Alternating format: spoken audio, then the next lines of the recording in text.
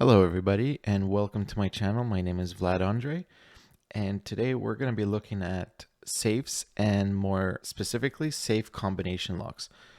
So this has always been one of my hobbies, to mess around with locks and any sort of cipher that could be cracked. I've always had it a bit of a challenge to see if I can figure out the combination, and or if not, if I can figure out a way to pick it. I thought I would explain how a combination lock works and go over some of its weaknesses and how we would go about manipulating it or trying to find the combination by exploiting some of its weaknesses. So without further ado, let's dive in.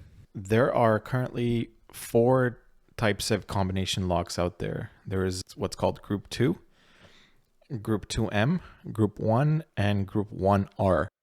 And Group 2 is your most common combination lock, offers the least amount of protection, something you would buy at Home Depot or something like that.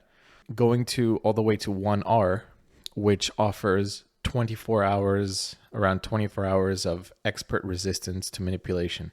But for the purposes of this tutorial, we're going to focus on the Group 2, which is the one you're seeing on screen.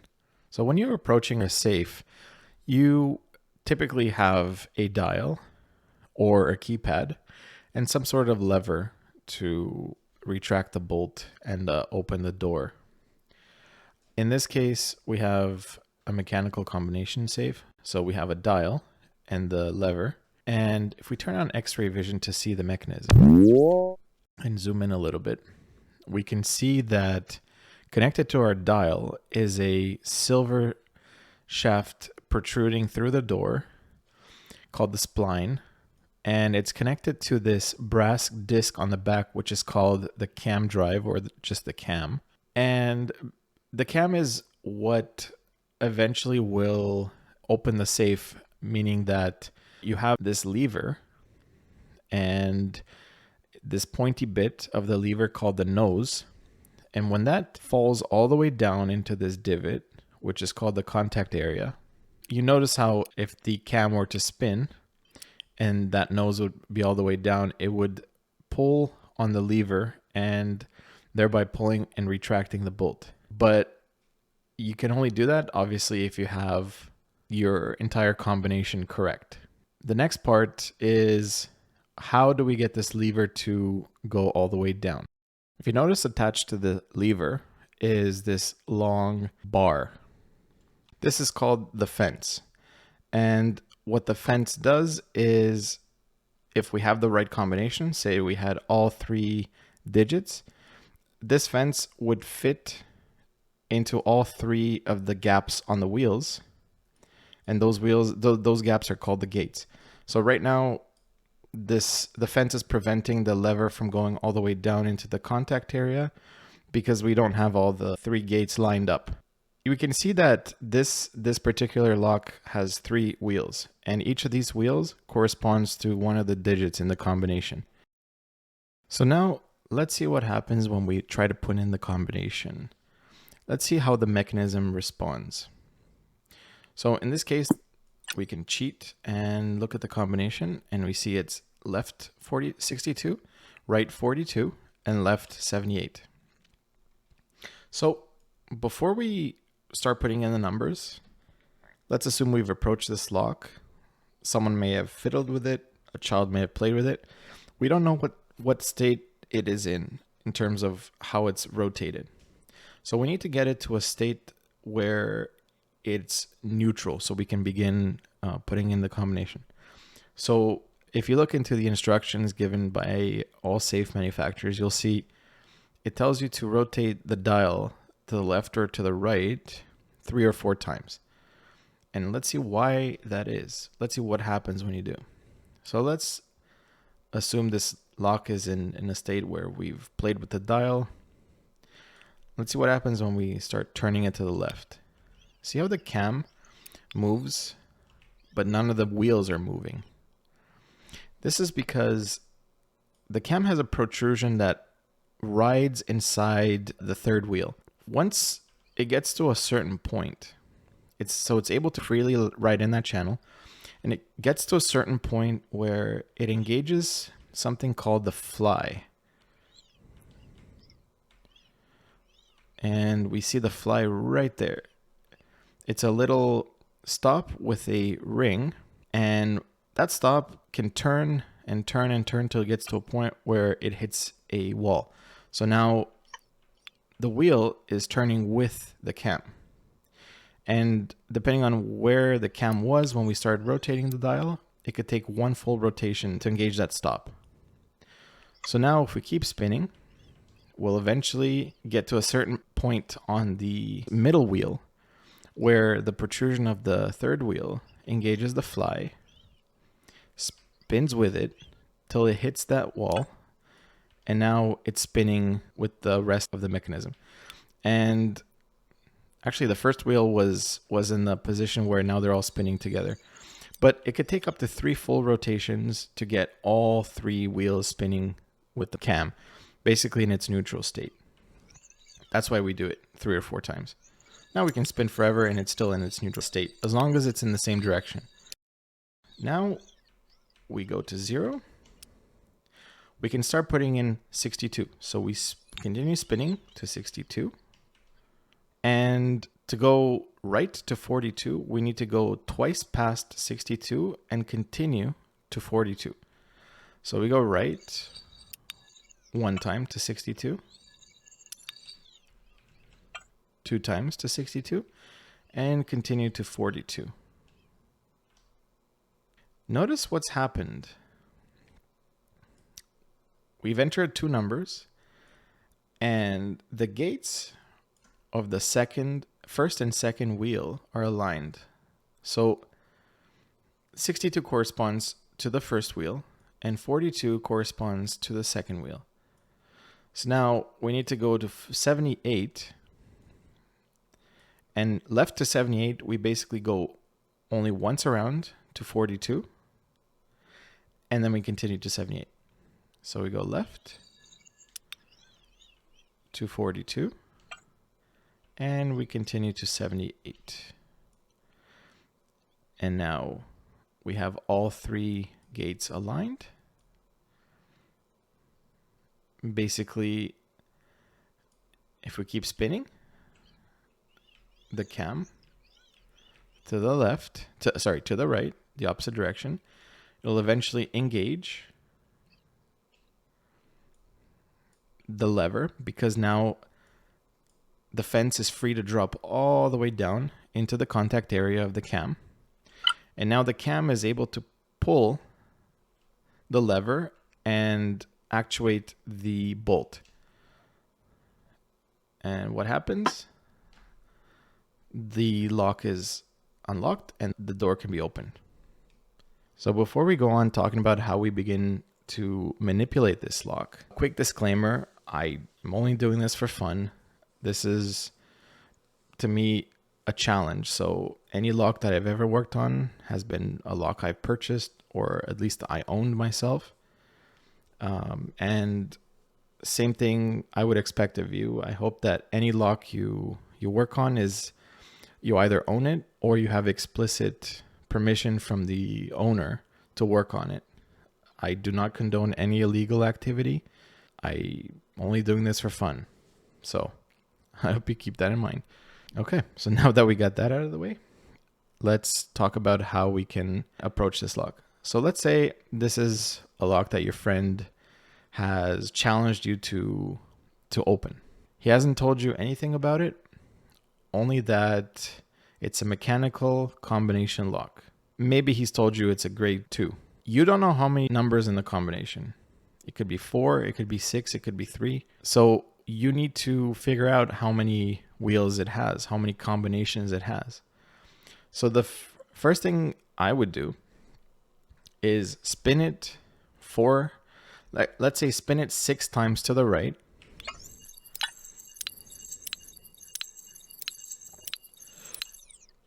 Okay, till you get to 0. So all the wheels are locked to the cam. Let's say it has 6 wheels. All 6 wheels are locked to the cam.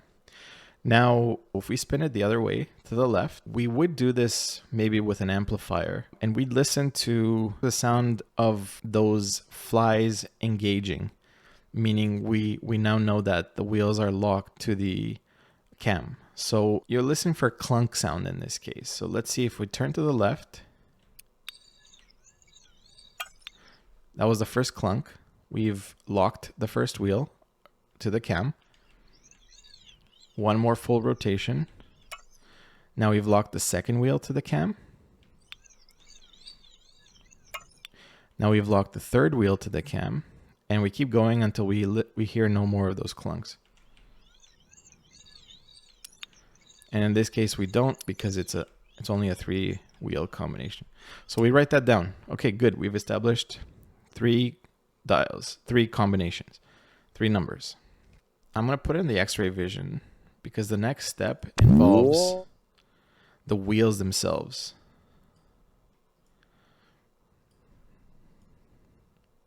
We need to find, and sorry, before that, I need to tell you, forgot to tell you that each wheel's diameter is going to be different, because as you're manipulating the lock and the cam is spinning the wheels, the fence is going to periodically drop into this contact area and rest on the largest most wheel. See, there is a point where it just falls on it.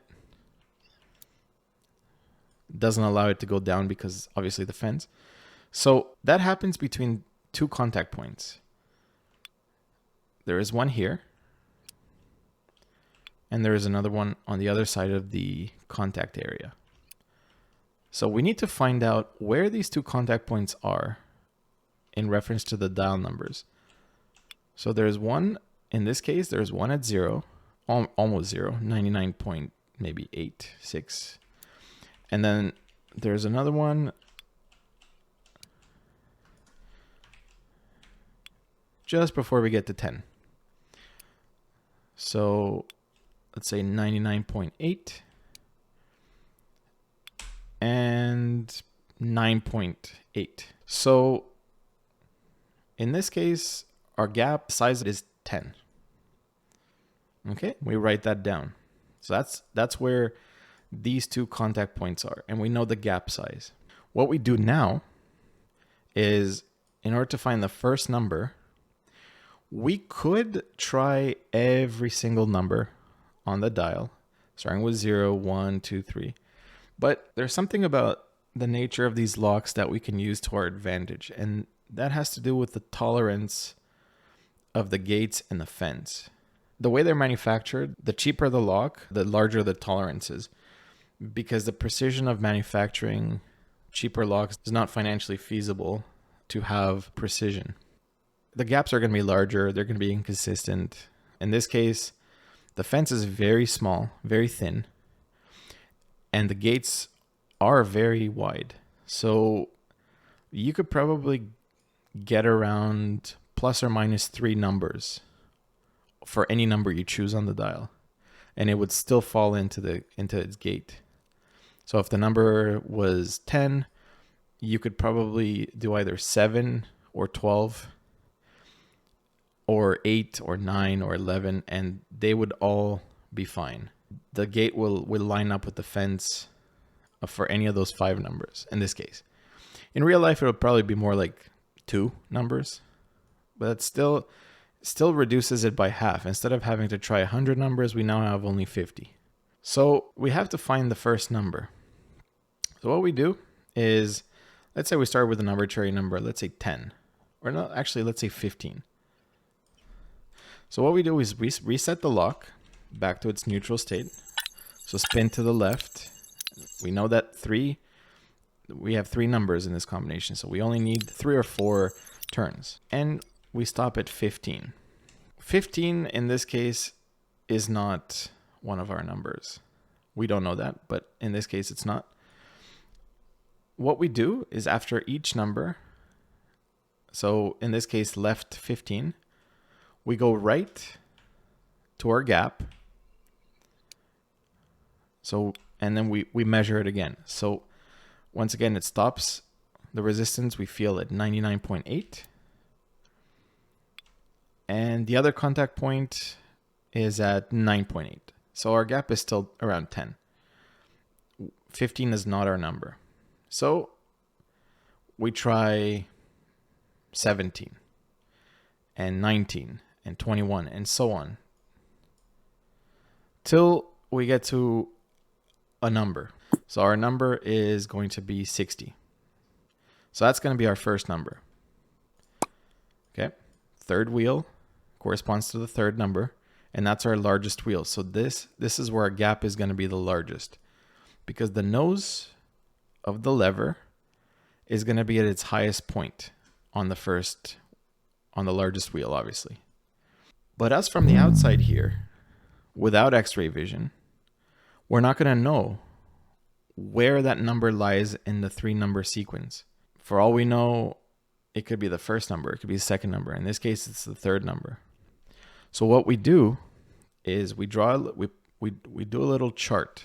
We know that we know our number is 60, so we start with 60, and then we choose an arbitrary second number, let's say 25, and an arbitrary third number, let's say 91.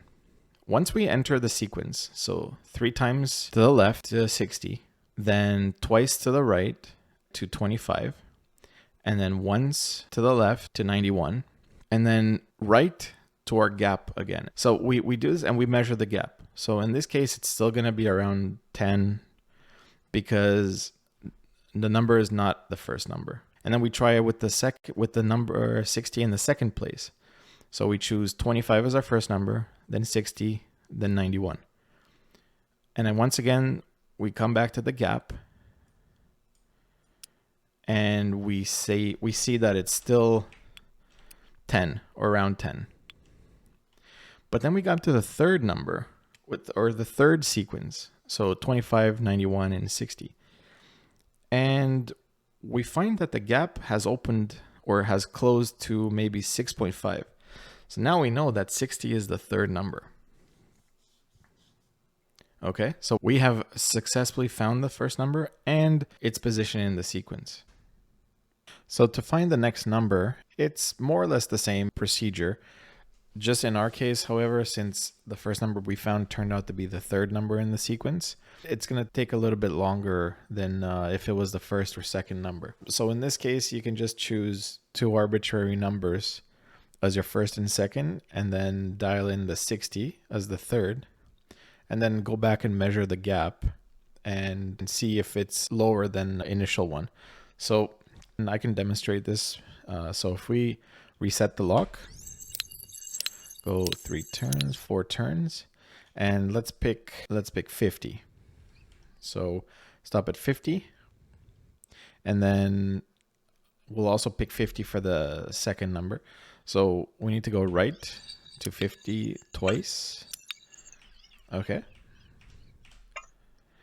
And now we can dial in our third number, which we know is 60. So we go once to 50 and then continue to 60. And as you can see, we have lined up the last gate, but 50 is clearly not a number in our sequence. So when we go and measure the gap, so left, right, left, and then measure the gap is now go right slowly. Actually, go right to, so that's like 0.3, let's call it. And then that's maybe 6.8. So in total, our gap is 6.5, 6.6. We have not found any number. So next we'll try maybe 52, 54, and then so on until we find a new number. And so looking at the diameter of the wheels, the next number that we'll find is clearly going to be the second number because that's the second largest diameter wheel. And that number is 81. So we have quite a bit of work to do to get there. So, and once we have that second number, and now we can determine its place in the sequence. So basically we do, let's say we stumble onto 81. We don't know if that's the first one or the second number. So what we do is, again, we set up 3 scenarios. So we do 81 and then say 50 for the second, and then 60, our known third number. That's going to fail. And then the next we'll try 50 for the first, 81 for the second, and 60 for the third. And now the gap will narrow. And then we'll know that it's 81 is the second number in the sequence. And then for the first number, it's just basically guess and check. So we try every number till we can open the bolt. So that's a high level tutorial on how to approach opening a common combination safe. So by the way, if you want to play this game, it's called Sophie's Safe Cracking Simulator, and I'll put a link in the description below. Anyway, so that's about all the time we have today. I hope you enjoyed this tutorial, and as always, please comment down below, subscribe, and hit the notification bell. It will really help, and I'll see you next time. Thank you so much.